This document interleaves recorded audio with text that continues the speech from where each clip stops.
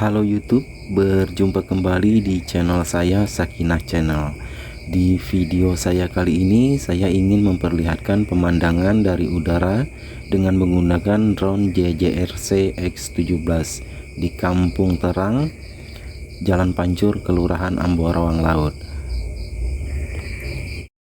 Sambil menonton, kita dengarkan ceramah dari ulama terkenal di Indonesia. Namun sebelum lanjut, jangan lupa like, share, komen, dan subscribe-nya. Selamat menonton dan terima kasih.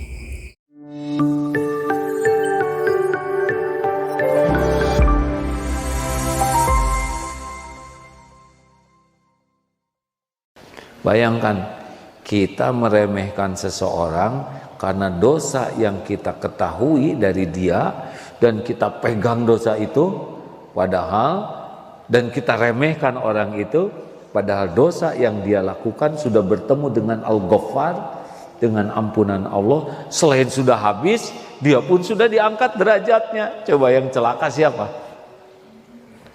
Tidak ada yang lebih pahit dari berharapnya hati kepada Allah. Allahumma aftah lana hikmataka ya Allah.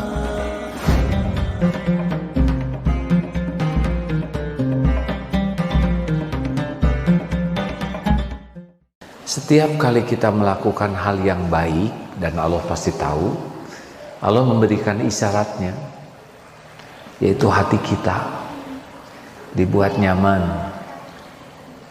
Dan kalau kita berbuat salah yang Allah tidak suka, Allah juga ngasih tanda, hati kita dibuat runyam, tidak enak. Jadi sebetulnya kalau kita peka dengan alarm kita ini, kita udah mulai tahu nih, nah ini Allah nggak suka nih. Mau nulis WA balasan, jengkel, nggak enak, pengen segera nulis. Nah, berarti ini kalau di sini sudah tidak enak nih, ada yang salah nih kita nih. Nah, di antaranya adalah kita ini suka jadi pendendam. Ini tidak baik, hadirin. Kalau ada orang salah dan kita tahu orang itu salah, ini sebetulnya ujian bagi kita. Apakah kita akan membenci orang itu atau ingin menolong orang itu? Tadi kajian Al-Hikam dibahas ya, bahwa inti dari akhlak itu kepada pencipta, kepada Allah, kita benar-benar la tusyrik billah, bertauhid. Artinya ikhlas melakukan apapun sebagai penghambaan kepada Allah, dan kepada ciptaan, ada pencipta Allah Subhanahu wa taala, ada ciptaan yaitu makhluk-makhluk yang Allah ciptakan, kita rahmatan lil alamin. Jadi kalau kita lihat orang salah, orang yang hatinya penuh rahmat itu bisa membedakan ini. Kesalahan itu adalah, kalau dosa itu tetap kita tidak suka karena itu tidak disukai Allah, tapi kepada orangnya yang melakukan kesalahan, nah kita itu harus rahmat, menginginkan orang ini tobat, menginginkan orang ini jadi baik, menginginkan orang ini bisa kembali ke Allah. Rasakan bedanya. Nah, tadi diisyaratkan tentang ada orang yang mencuri dompet kita. Sebetulnya istrinya juga cuma 5.000 ya. Dan tidak ada barang-barang berharga karena dompetnya juga nemu itu. Ketika kita kecopetan, seringkali kemarahan kita kepada copet itu melampaui nilai daripada yang kecopetan itu. Sebetulnya hilang dompetnya nggak seberapa, tapi kemarahan kita tuh menjadi luar biasa. Takdirnya copetnya ketangkep, pukul. Tunggu dulu hadirin. Bagaimana kalau ada kecopetan? Perkara pencurian tetap itu adalah pelanggaran. Kita tidak boleh menganggap itu menjadi hal yang benar, ya. Ini tetap mencuri. ini salah. Tetapi lihat yang mencurinya, itu manusia tuh. Mungkin dia sedang tidak punya uang sama sekali. Kalau dia boleh milih dapat uang dengan mencuri, dengan dapat uang tidak mencuri, insya Allah dia akan milih tanpa mencuri. Betul? Ya seperti kalau lihat orang minta-minta, dia nggak susah bahagianya dengan kalau ada pilihan, mungkin memilih yang lebih baik. Terus kita bayangkan nih tentang orang ini ya, ini supaya maksudnya kita jadi pemaaf nih. Orang yang mencuri ini kasihan benar, statusnya sudah jadi maling, sudah coreng namanya, betul? Apakah dia akan bangga di hadapan anaknya sebagai maling? Kalau manusia normal tidak. Dia akan malu. Apakah dia bangga di hadapan orang tuanya menjadi seorang pencuri? Tidak. Dia pasti menyembunyikannya. Tidak mau diketahui oleh orang tuanya bahwa dirinya seorang maling. Betul? Jadi dengan maling dompet yang isinya 5.000 itu, dia sudah begitu banyak kerugian pada dirinya. Udah dosa, udah dia citranya buruk, dia bukan anak yang baik, bukan orang tua yang benar, belum lagi dia akan makan, makanannya jadi haram. Begitu berlapis-lapis kerugiannya, bandingkan dengan kerugian yang kita rasakan. Hanya hilang dompet, betul? Lalu kita menjadi dendam dan sangat marah. Saya kira tidak baik begitu ya. Harusnya pencopetannya tetap kita proses, tapi kita harus kasihan kepada copet ini. Kita kalau bisa membantu dia untuk berhenti jadi copet, punya jalan keluar yang lain dalam hidupnya. Kita bantu dia kalau seorang orang tua menjadi orang tua yang bisa jadi kebanggaan anaknya. Kalau dia seorang anak, bisa menjadi anak yang berbakti ke orang tuanya. Kalau hati kita seperti itu, Masya Allah, akan banyak pertolongan Allah untuk menghapus dosa-dosa kita. Takdirnya sekarang kita tahu aib seseorang waktu SMA. Misalkan ini playboy cap 2 cula, kelas 1 3 semester, tiap semester 2 semester ya. Dulu zaman saya zaman kuartal, bukan cerita tentang saya ini hadirin. Misal ada playboy cap 2 cula, ganti kuartal, ganti pacar, reuni kan berarti 9 ya. Kelas 1, kelas 2, kelas 3. Bisa saja, saya tahu modal dia. Waktu SMP, SMA tukang pacaran, tukang nyontek, kita megang terus tuh dengan kisah zaman SMA 79 berapa? 30 tahun yang lalu ya. Ya sekitar gitu tergantung umur saudara ya enggak? Kita megang, kita meremehkan dia, padahal dia sudah taubat nasuha, dan boleh jadi selain sudah terhapus dosanya, dia sudah melesat kedudukannya di sisi Allah. Bayangkan, kita meremehkan seseorang karena dosa yang kita ketahui dari dia, dan kita pegang dosa itu, padahal, dan kita remehkan orang itu, padahal dosa yang dia lakukan sudah bertemu dengan Al-Ghaffar, dengan ampunan Allah. Selain sudah habis, dia pun sudah diangkat derajatnya. Coba yang celaka siapa? Kita tuh. Makanya hati-hati, yang tahu dosa orang lain, jangan meremehkan orang tersebut, karena boleh jadi menurut kita dia punya dosa, tapi boleh jadi dosa itu yang membuat dia tersungkur, taubat nasuha, dan bertemu dengan ampunan Allah. Hadirin, dan ampunan Allah itu tidak datang setahun sekali, bisa setiap saat nih. Bisa saja sekarang kita ketemu salah seorang di antara kita berbuat dosa nih pada Isya ini, dan kita begitu benci, dan nanti malam dia tahajud dan betul-betul minta ampun kepada Allah sehingga Allah ampuni dosanya. Nah, kita masih pegang itu dosa itu, kita hina, kita rendahkan dia, kita permalukan, padahal di sisi Allah sudah selesai itu dosanya. Makanya orang yang mengenal Allah Maha Pengampun, hati-hati nih, hati-hati. Dan tidak ada orang yang sempurna selain Rasul, benar? Dan kalau kita lihat orang lain punya dosa, kita harus sadar juga nih bahwa kita juga gudangnya dosa. Jangan sibuk memikirkan dosa orang tapi lupa kepada dosa sendiri. Maka hati-hati, jangan suka membuka aib orang lain, dan jangan mengunci penilaian kita kepada seseorang dengan dosa yang ditampakkan Allah kepada kita. Itu ujian.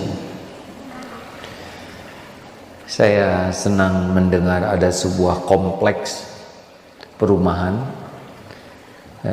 yang siapapun yang mau menghuni perumahan itu harus menandatangani sebuah kesepakatan, yaitu diantaranya sepakat di komplek ini tidak ada ghibah. Luar biasa ini. Tidak ada ghibah. Ini komplek yang Islami. Jadi tidak ada suudon kepada tetangganya, tidak ikut campur menilai tetangganya.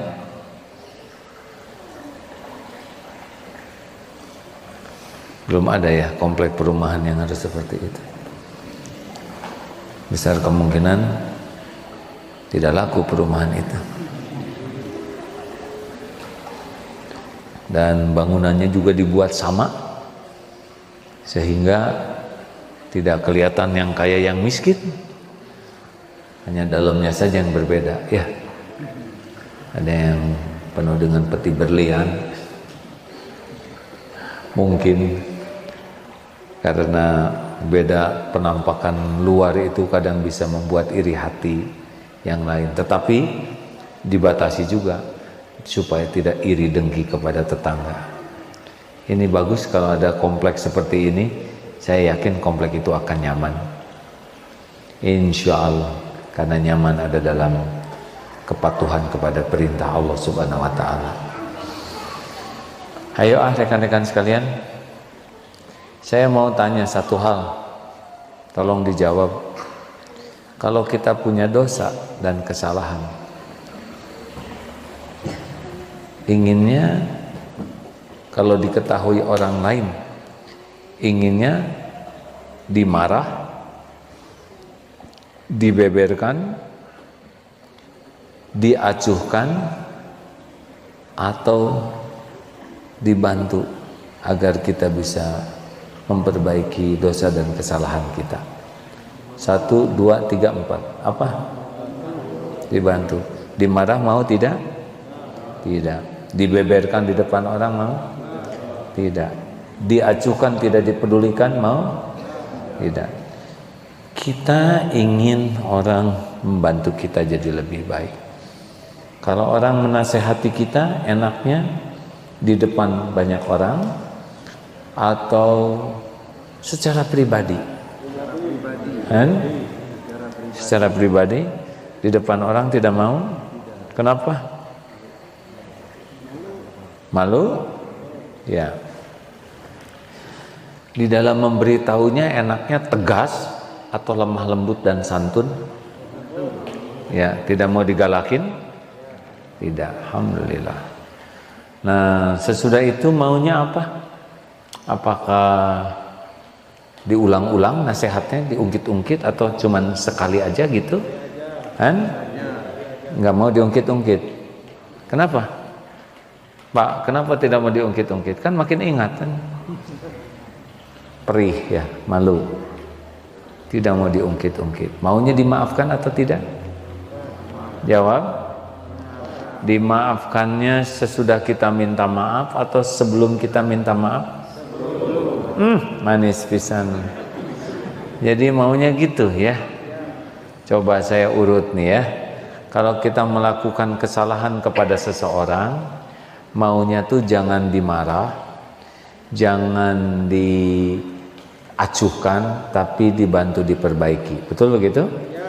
Diperbaikinya, dinasehatinya jangan di depan orang, tetapi secara pribadi dengan bahasa yang lemah lembut, penuh kasih sayang. Betul begitu? Lalu sesudah itu tidak usah segala diungkit-ungkit ya. Jadi maunya sambil ditraktir gitu. Luar biasa, luar biasa. Udah gitu langsung dimaafkan sajalah ya sebelum minta maaf. Betul begitu? Alhamdulillah, bagus. Pertanyaannya bukan itu. Pertanyaannya, kita begitu enggak kepada orang lain? Harusnya itu yang kita lakukan. Apa yang paling kita inginkan orang melakukan kepada kita, kita lakukan ke orang lain. Tujuannya apa? Supaya dia jadi baik? Bukan. Supaya Allah suka kepada kita. Jadi kalau kita melakukan sesuatu supaya orang berterima kasih dan menghargai, ruhnya tidak ada. Kenapa kamu baik kepada orang padahal dia menyakitimu? Karena Allah menyukai. Idfa billati hiya ahsan. Kenapa kamu selalu baik padahal dia pelit padamu? Karena Allah suka kepada orang yang berbuat baik. Bagi kita udah selesai itu. Asal Allah suka, Allah ridho, udah puncak. Tidak ada lagi yang lebih bagus dari itu. Mau sedunia memuji, nggak ada apa-apanya. Nah rekan-rekan sekalian, marilah kita jadi pemaaf. Karena kita sesungguhnya tidak rugi sih. Yang rugi itu adalah orang yang menyakiti kita. Lihatlah orang yang menyakiti kita dengan tatapan kasihan. Kasihan. Dia jadi berlumur dosa. Kasihan. Dia akan menanggung balasan dari keburukannya. Kasihan.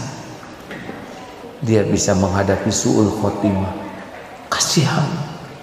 Hidupnya pasti dia akan menderita. Jadi hati kita tuh walaupun kepada orang yang menyakiti kita jatuhnya bukan dendam tapi kasihan. Karena kita disakitin orang tuh sebetulnya tidak rugi kalau kita benar. Kita akan digugurkan dosa, pahala dia dikasihin ke kita, dosa kita diangkut ke dia, dapat pahala sabar, dapat derajat, kan begitu.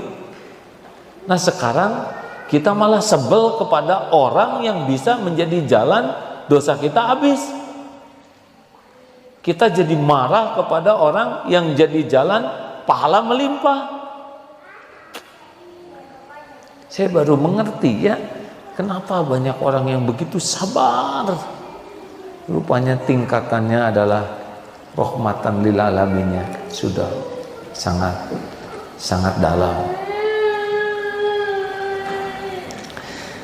Hadirin sekalian, jangan lupa untuk doa surat Al-Baqarah 286. Rabbana la tu'akhidna in nasina aw akhtana. Rabbana wa la tahmil 'alaina isran kama hamaltahu 'alal ladzina min qablina. Rabbana wa la tuhammilna ma la taqata lana bih wa'fu 'anna waghfir lana warhamna anta maulana fansurna 'alal qaumil kafirin. Rabbana, ya Tuhan kami, la tu'akhidna in nasina aw akhtana. Jangan engkau hukum kami jika kami lupa atau kami tersalah. Rabbana wa la tahmil 'alaina isran kama hamaltahu 'alal ladzina min qablina. Ya Tuhan kami, jangan Kau bebankan kepada kami beban yang berat sebagaimana Engkau bebankan kepada orang-orang sebelum kami. Rabbana wa la tuhammilna ma la taqata lana bih.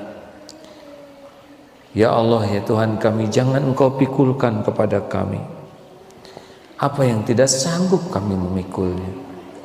Wa'fu anna, beri maaflah kami ya Allah. Waghfir lana, ampunilah kami. Warhamna, limpahi kami dengan rahmat-Mu. Anta maulana, Engkaulah penolong kami ya Allah. Wansurna 'alal qaumil kafirin, maka tolonglah kami terhadap kaum yang mengingkari, orang-orang yang kafir. Hadirin sekalian, mudah-mudahan selain kita memperbanyak mohon ampun kepada Allah, berbaik sangka kepada ampunan Allah, kita pun sangat aktif memaafkan orang lain, baik yang berbuat salah sengaja atau tidak sengaja. Karena orang yang memaafkan orang lain, itulah ciri orang yang akan dimaafkan oleh Allah Subhanahu wa Ta'ala. Orang yang kita maafkan itu adalah hamba Allah, tahu? Dan Allah sayang kepada setiap ciptaannya. Jangan-jangan kita murka, padahal dia disayang Allah karena sudah taubat.